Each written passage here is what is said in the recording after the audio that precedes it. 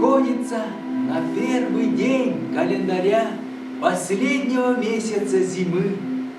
Этот праздник самый большой у нас считается Новым годом.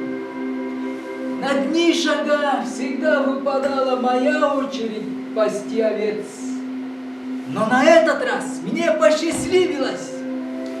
Последний день пасьбы я, не умолкая, пел, перегоняя стадо с одной горы на другую. Қазып-қазып оттар, қойым ақыр дүк-дүк, қойым жара-жой. В этот день вещи из юрты выносятся, чистятся, вытряхиваются. А вечером ребята идут в юрты и играют в разные игры.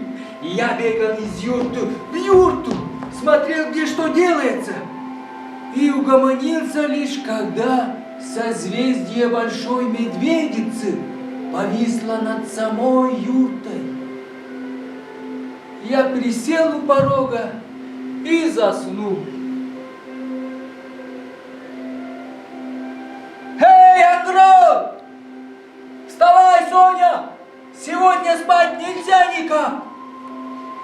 Я проснулся и вижу, все занимаются последними приготовлениями к празднику.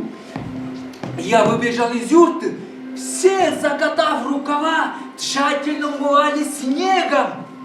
Я спросил у дружка, а почему это сегодня надо вставать такую рань? Забыл, что ли?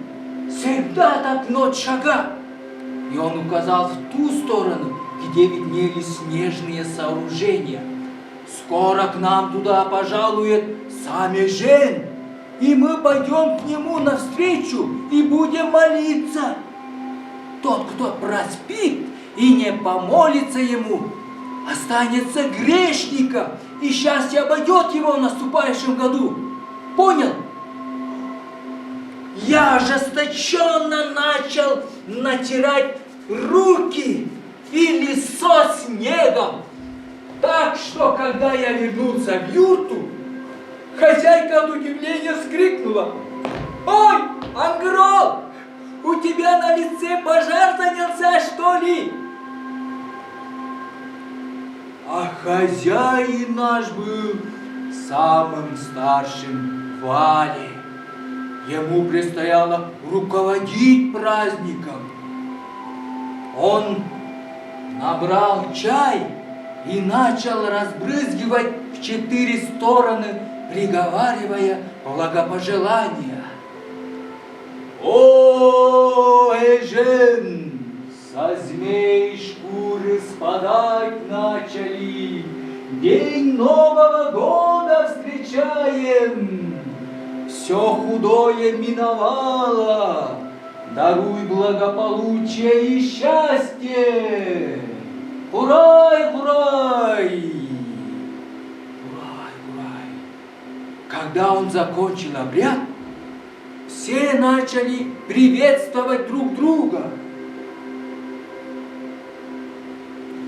В этот день я был счастлив, как никогда. Шага!